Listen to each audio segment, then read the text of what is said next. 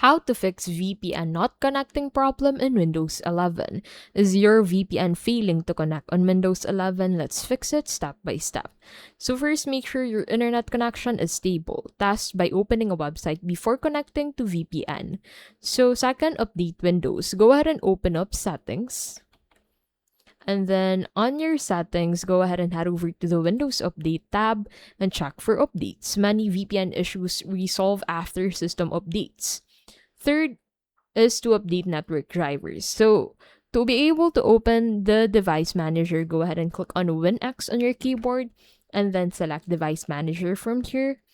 And then on your device manager, expand network adapters and right click your adapter and update the driver. Fourth, verify your VPN username, password, and server address. Wrong credentials are a common cause of failed connections.